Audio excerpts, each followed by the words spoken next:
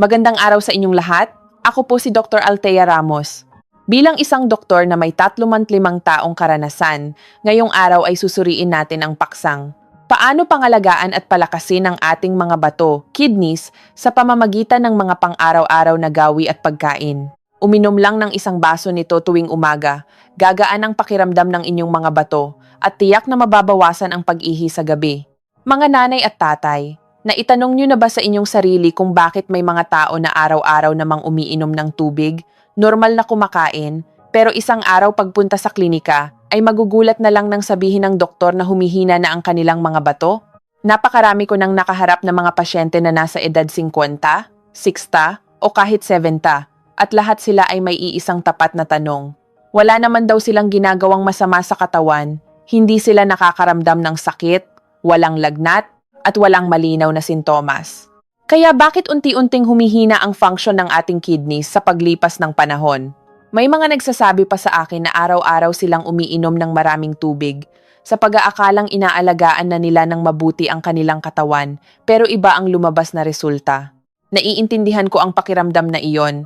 Sa ganitong edad, ang nagpapabigay sa atin ng kaba ay hindi ang biglaang sakit, kundi ang mga tahimik na pagbabago sa ating katawan na hindi natin namamalayan. Buhay pa rin tayo sa nakasanayan, kumakain ng mga paborito nating putahe, pero iba na ang ating katawan. At ito ang nagdudulot ng pagkalito sa marami nating kababayan, hindi nila alam kung saan sila nagkamali. Pero may isang bagay akong gustong ibahagi ng malumanay sa inyo. Hindi porket umiinom tayo ng maraming tubig ay magiging malusog na ang ating kidneys, at hindi porket normal ang ating kain ay magiging maayos na ang ating katawan. Minsan, ang mga nakasanayang gawin na akala natin ay walang masama at inuulit natin araw-araw ang siyang dahilan kung bakit mas napapagod ang ating mga bato nang hindi natin alam. Kung titingnan natin ng mas malalim, ang ating kidneys ay parang mga tahimik na manggagawa. Araw-araw, sinasala nito ang daan-daang litro ng dugo, itinatago ang kailangan ng katawan, at itinatapon ang mga hindi na kailangan. Kinokontrol nito ang dami ng tubig, binabalanse ang mga asin at mineral, at tumutulong na panatilihin ang ating blood pressure. Walang tigil itong nagtatrabaho pero hindi nagrereklamo kapag pagod na. At dahil hindi ito umiimik, madalas ay huli na bago nating mapansin ang problema. Sa loob ng 25 taon kong karanasan sa Pilipinas, marami na akong nakitang kaso na kapag binalikan namin ang kasaysayan, hindi pala isang malaking dahilan ang nagpabagsak sa kidneys, kundi mga maliliit na bagay. May mga taong kulang uminom ng tubig sa mahabang panahon. Mayroon namang sobra ang inom pero sa maling oras. May mga nakasanayan ng kumain ng maalat mula kabataan mahilig sa toyo, patis, at bagoong na hindi na nabago. May mga laging kumakain ng processed foods tulad ng dilata at hotdog. At mayroon ding araw-araw umiinom ng soft drinks o boxed juices sa pag-aakalang walang masamang epekto ito. Kung gayon, ang tanong, kung hindi sapat ang pag-inom lang ng tubig, ano ang dapat nating gawin para gumaan ang trabaho ng ating kidneys araw-araw? Sa ibabahagi ko ngayon, hindi ako magsasabi ng mga komplikadong bagay. Gusto ko lang nabalikan natin ang mga pamilyar na bagay sa ating kusina, ang mga inumin na iniinom natin araw-araw, para maunawaan natin na minsan, konting adjustment lang, malaki na ang positibong pagbabago sa ating katawan. Lalo na, ibabahagi ko rin ang 2 pamilyar na inumin na baka nasa loob na ng inyong refrigerator ngayon, na kung mali ang pag-inom, ay palihim na nagbibigay ng pabigat sa inyong kidneys. Ginagamit nyo ba ang mga ito araw-araw nang hindi nyo namamalayan? Kung nag-iisip din kayo ng ganito, sabay-sabay nating himayin ang mga ito. Magsisimula tayo sa pag-unawa kung bakit humihina ang ating kidneys kahit pakiramdam natin ay normal naman ang ating pamumuhay. Huwag niyo pong kalimutang mag-subscribe sa ating channel at i-click ang notification bell para lagi niyo kaming kasama sa inyong paglalakbay tungo sa masaya, malusog at mahabang buhay kasama ang inyong pamilya. Isang beses, may nakaharap akong isang Pilipinong pasyente, isang tatay na nasa 65 taong gulang. Payat siya at pumasok sa klinika na may halong kaba at hiya.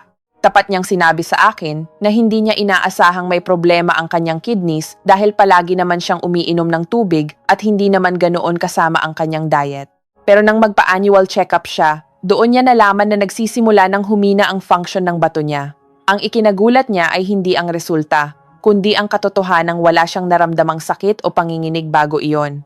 Ang kwento ni tatay ay kwento rin ng maraming Pilipinong nakasalamuha ko. Ang kidneys ay isang napaka-espesyal na organ. Tahimik itong nagtatrabaho kaya kapag napagod ito, hindi natin agad napapansin.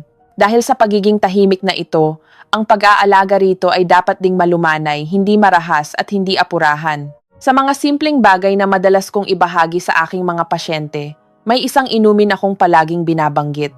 Hindi dahil sikat ito, kundi dahil talagang angkop ito sa katawan ng mga nakatatanda kung tama ang paggamit. Ito ay ang tsaang hibiscus, o mas kilala rito bilang tsaang rosel kamag-anak ng gumamela. Naalala ko ang isang 70 anyos na lola. Ang kanyang blood pressure ay laging taas-baba. May mga araw na normal, pero minsan ay biglang tataas kaya siya nag-aalala. Ayaw niyang masyadong umasa sa maraming maintenance na gamot, kaya lagi niyang tinatanong kung may mas natural na paraan para makatulong. Hindi ako nangako ng milagro, kundi malumanay ko siyang pinayuhan na subukang uminom ng 1 hanggang 2 baso ng tsaang rosel araw-araw. Walang asukal, walang arte. Pagkalipas ng ilang buwan nang bumalik siya, ang unang sinabi niya sa akin ay hindi ang kanyang BP reading, kundi ang pakiramdam niya na mas magaan na ang katawan niya, mas madali na siyang makatulog, at nawala na ang bigat sa kanyang ulo. Ang mga maliliit na pagbabagong ito ay napakahalaga. Kung tutuusin, ang hibiscus tea ay parang isang tahimik na kaibigan na tumutulong ibalanse ang ritmo sa loob ng katawan. Nakakatulong itong mabawasan ang mild inflammation, pinapalambot ang mga ugat, blood vessels, na nagpapaganda ng daloy ng dugo papunta sa kidneys. Alam naman natin na para maging maayos ang trabaho ng bato, kailangan maganda ang daloy ng dugo. Kapag tumigas o nasira ang mga ugat, ang kidneys ang unang apektado pero hindi ito nagrereklamo. Isang bagay na lagi kong inuulit. Ang blood pressure at kidneys ay magkasabwat. Iniisip ng marami na ang high blood ay problema lang sa puso. Pero ang totoo, ang mga maliliit na ugat sa loob ng kidneys ang pinakamadaling masira. Kapag laging mataas ang presyon ng dugo, hihina ang mga ugat na ito at bababa rin ang kakayahan nilang magsala. Ang tsaang hibiscus, kung tama ang gamit, ay nakakatulong na mapanatiling normal ang BP. Hindi ito kapalit ng gamot, kundi isang natural malumanay na suporta na naiipon sa paglipas ng panahon. Para sa paghahanda, inirerekomenda ko ang pinakasimpleng paraan para hindi kayo tamarin. Maglagay lang ng 1 kutsara ng pinatuyong bulaklak ng rosel sa isang basong mainit na tubig. Hindi kailangang sobrang kulo, takpan ng 10 minuto, at salain bago inumin. Pwedeng inumin ng maligamgam o malamig. Pwede ring gumawa ng 1 pitsal sa umaga, ilagay sa ref at inumin sa buong maghapon. 1 hanggang 2 baso sa isang araw ay sapat na. May gusto akong paalalahanan. Kapag narinig ng maraming Pilipino na maganda sa katawan ang isang bagay, ang tendency ay laklakin ito sa pag-aakalang the more, the better. Pero sa ating edad, ang mahalaga ay tama lang moderasyon. Kapag sumobra ang inom, mas mapapagod ang kidney sa pagproseso ng sobrang tubig at baka mag-backfire pa ito. Ang isa pang malaking pagkakamali ay ang paglalagay ng asukal para mas sumarap. Naiintindihan ko na medyo asim ang rosel, pero kapag nilagyan nyo ng asukal, lalo na ang puting asukal, parang binaliwalan nyo na rin ang benepisyo ng inuming ito. Bukod dito, binibigyan nyo pa ng pabigat ang inyong metabolismo. Gayunpaman, lilinawin ko rin para sa inyong kaligtasan. Hindi lahat ay pwedeng uminom ng hibiscus tea. Kung kayo ay may low blood pressure o nasa malalang yugto na ng kidney disease, kumonsulta muna sa inyong doktor bago ito inumin araw-araw. Sa medisina, walang one size fits all. Ang pinakamahalaga ay kilalanin ang inyong sariling katawan. Palagi kong sinasabi na ang pag-aalaga sa kidneys ay hindi paghahanap ng magic pill, kundi ang pagpili ng mga tamang maliliit na gawi at pagiging pare-pareho dito. Ang 1 basong tsaa araw-araw ay mukhang simple, pero kung gagawin ng tama, lilikha ito ng malaking pagbabago. At kapag nakasanayan nyo na ito, maaari na tayong magdagdag ng 1 pang hakbang.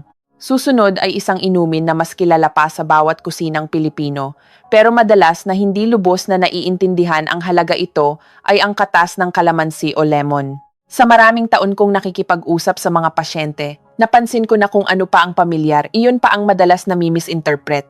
Halos bawat bahay dito sa Pilipinas ay may kalamansi na ginagamit sa sawsawan, sa pansit, o ginagawang juice tuwing mainit ang panahon.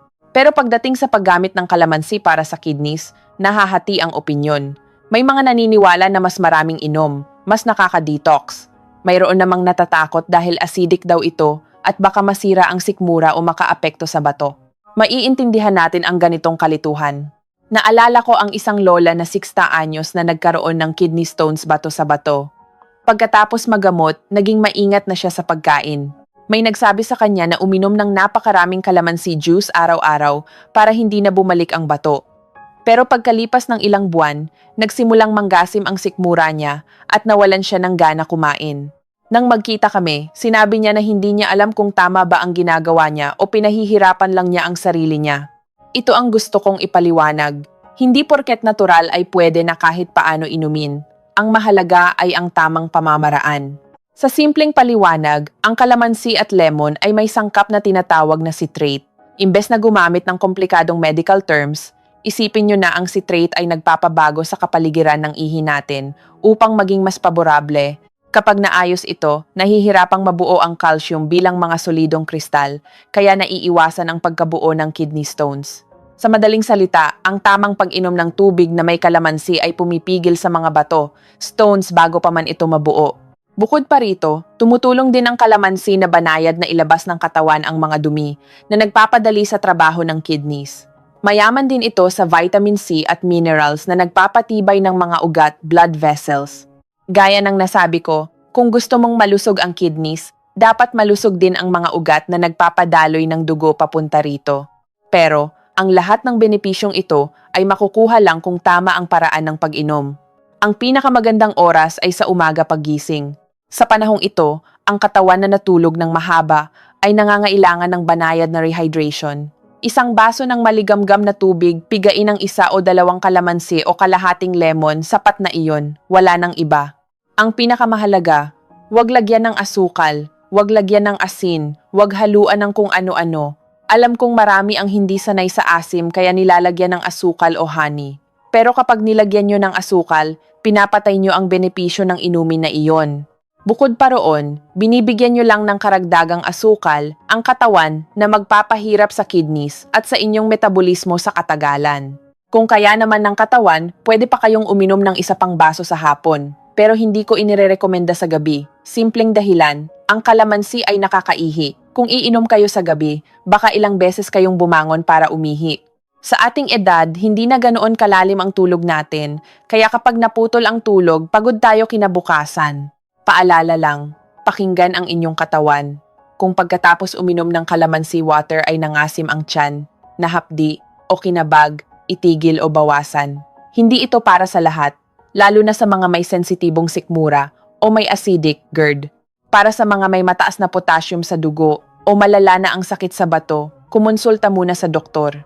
Sa medisina, ang mahalaga ay kung ano ang angkop sa iyong sariling katawan, hindi yung kung ano ang uso sa iba. Isang baso ng tubig na may kalamansi sa umaga ay hindi malaking bagay, pero kung gagawin ng tuloy-tuloy at tama, magiging magandang gawi ito para sa ating kinabukasan. Ngayon, pumunta tayo sa isa pang inumin na napaka-kontrobersyal, ang green smoothie. Dito, konting pagkakamali lang sa ingredients, ang pakinabang ay pwedeng maging pinsala. Madalas 2 ang reaksyon dito. May mga araw-araw umiinom dahil pakiramdam nila na de-detox sila. Mayroon namang takot kasi nakaka-kidney stones daw ang maraming gulay. Sa totoo lang, pareho silang may tama at may mali.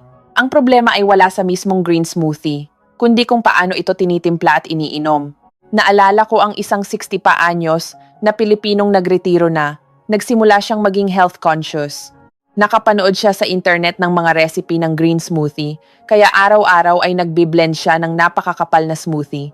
Nilalagyan ng spinach, pechay, at matatamis na prutas para sumarap. Matagal niya itong ginawa.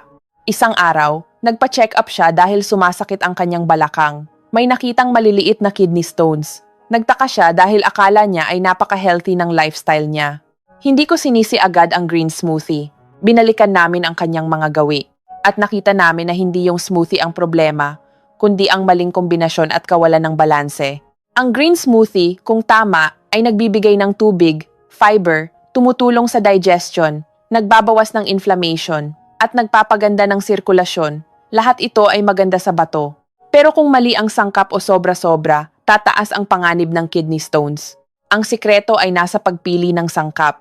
Pinapayo ko na magsimula sa mga mas ligtas tulad ng pipino o kinsay, celery.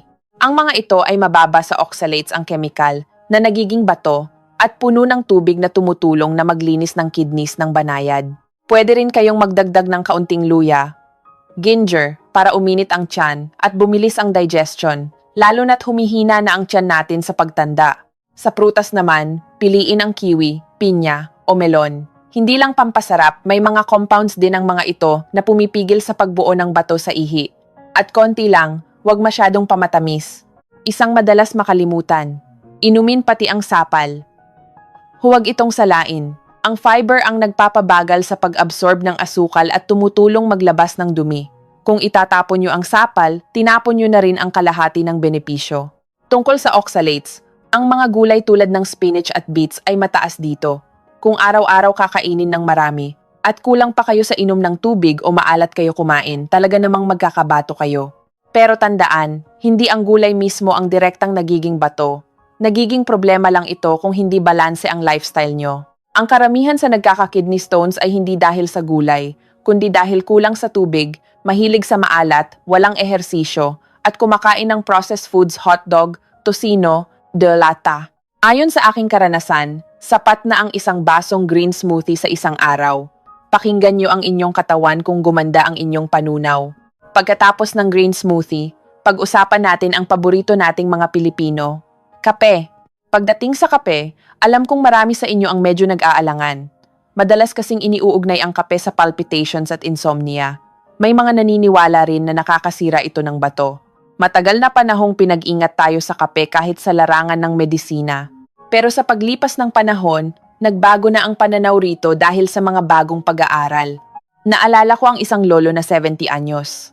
Araw-araw siyang nagkakape. Nang sabihan siya ng kaibigan na itigil ito para sa kanyang kidneys, tinigil niya agad. Pero pagkalipas ng ilang linggo, sinabi niya sa akin na palagi siyang matamlay at pagod sa umaga. Pag-aral ko sa kaso niya, na-realize ko na hindi ang kape ang problema, kundi ang maling pag-unawa rito. Imbes na ipatigil, pinaayos ko lang ang paraan ng pag-inom niya. Sa totoo lang, ang purong black coffee tulad ng kapeng barako, kung iinumin ng tama, ay may mga benepisyong lingid sa kaalaman ng marami. Puno ito ng antioxidants na nagpoprotekta sa ating mga cells. Mahalaga ito sa kidneys dahil ang mga maliliit na filters sa loob ng bato natin ay madaling masira ng inflammation. Pinapanatili rin ng kape na maging flexible ang ating blood vessels.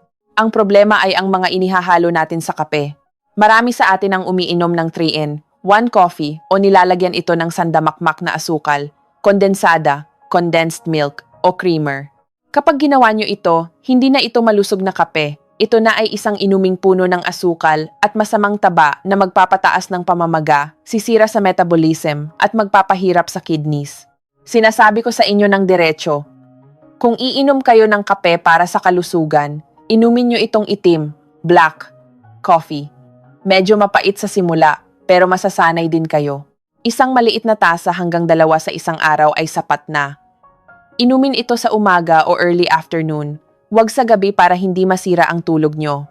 Piliin din ang magandang klase ng kape, hindi yung puro asukal at kemikal na nakasachet. Susunod naman ay isang simple at hindi masyadong sikat pero napakabisa. Ang barley water. Pinakulo ang tubig ng barley.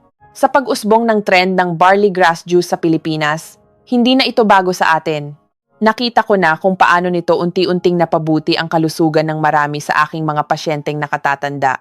Naalala ko ang isang 72 anyos na lola. Hindi siya mahilig sa mga mamahaling supplements, pero araw-araw siyang nagpapakulo ng barley seeds, pinapalamig ito at iniinom sa buong araw. Sabi niya, mas magaan umihi at nawala ang manas niya. Ang tubig ng barley ay parang malumanay na tagalinis. Pinapadali nito ang pag-ihi nang hindi pinupuwersa ang kidneys. Ang mas maganda pa, ang barley ay may beta-glucan, isang soluble fiber na nagpapababa ng inflammation sa katawan. Kapag kontrolado ang inflammation, nakakapagpahinga ang mga cells sa ating kidneys. Para sa paghahanda, kumuha lang ng isang dakot ng barley seeds, hugasan, pakuluan ng 20,030 minuto sa mahinang apoy para lumabas ang nutrisyon, salain at inumin. Pwedeng ilagay sa ref.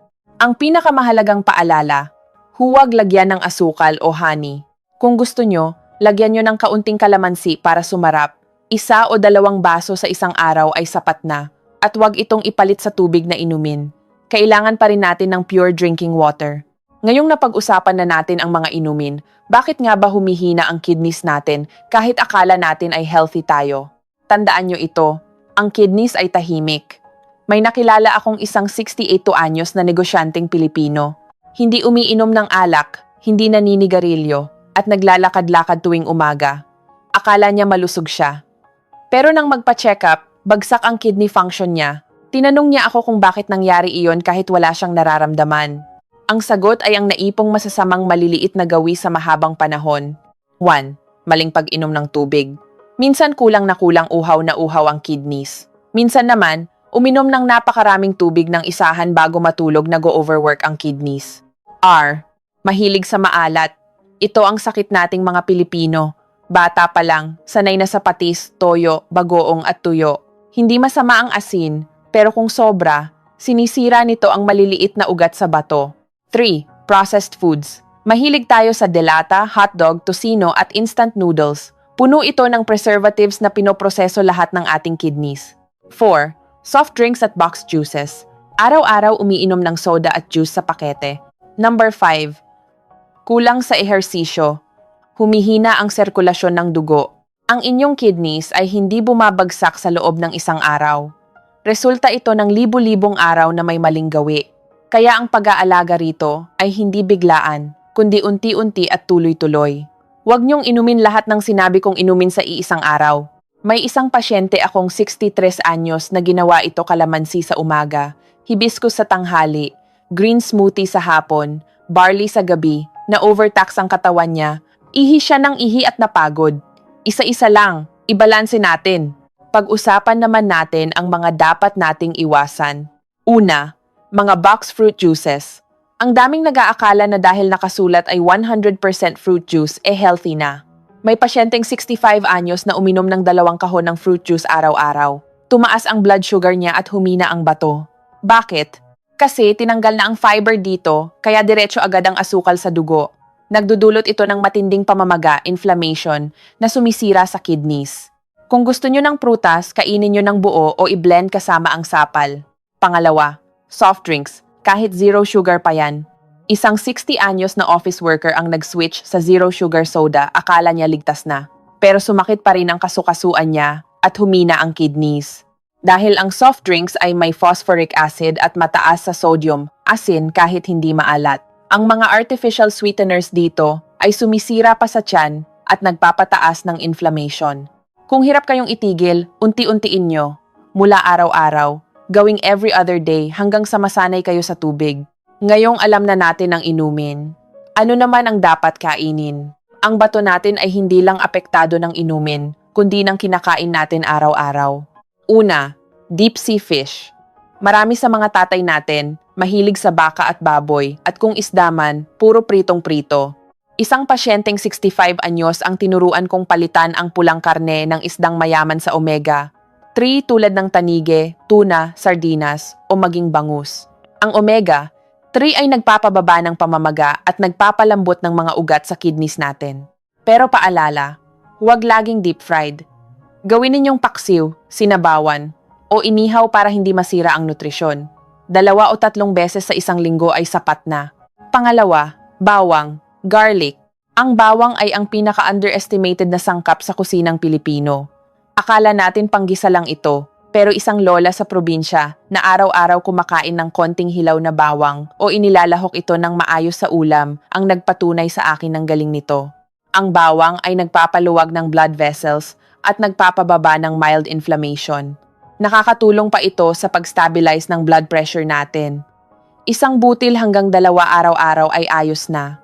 Paalala lang sa mga umiinom ng pampalabnaw ng dugo o blood thinners, mag-ingat sa sobrang daming bawang dahil nakakapagpadugo ito. Pangatlo, cruciferous vegetables, repolyo, pechay, broccoli. Maraming naguguluhan kung anong gulay ang ligtas sa kidneys. Ang mga gulay na ito ay paborito ng mga bato natin dahil mababa sila sa potassium at phosphorus pero mataas sa fiber at toxins remover. Pakuluan o igisa ng konti lang ang mantika at hinaan ang asin. Kung lalagyan nyo rin ng sandamakmak na patis o bagoong, bale wala rin. Isama nyo na rin ang mga berries tulad ng strawberry galing Baguio o blueberries na punong-puno ng antioxidants na nagpoprotekta sa ating kidneys. Panghuli, tokwa. Tofu. Pag edad natin, nahihirapan ng iproseso ng ating bato ang purong protina mula sa hayop karne.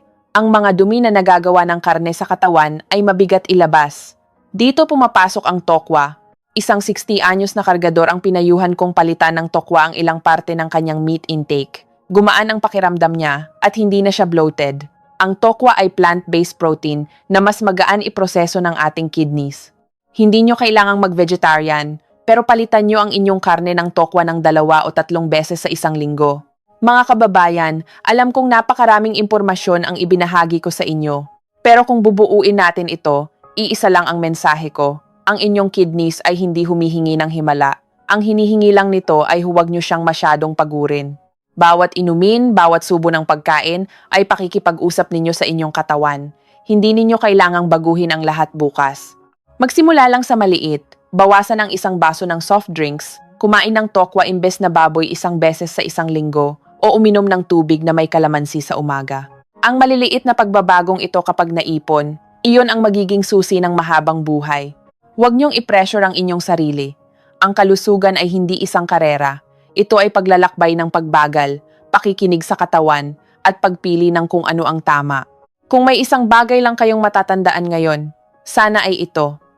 Ang kalusugan ay hindi nagmumula sa malaking pagbabago sa isang araw, kundi sa maliliit na desisyong inalagaan sa paglipas ng panahon. Muli, huwag kalimutang mag-subscribe sa aming channel at i-click ang notification bell para sa mas marami pang kaalaman. Ako po si Dr. Althea Ramos. Dalangin ko ang inyong kapayapaan sa pag-iisip at kagaangan sa inyong katawan. At nawa bawat araw na lumipas ay maging araw kung saan mas malakas at mas matatag kayo para masulit ang buhay kasama ang inyong pamilya at mga mahal sa buhay. Maraming salamat po.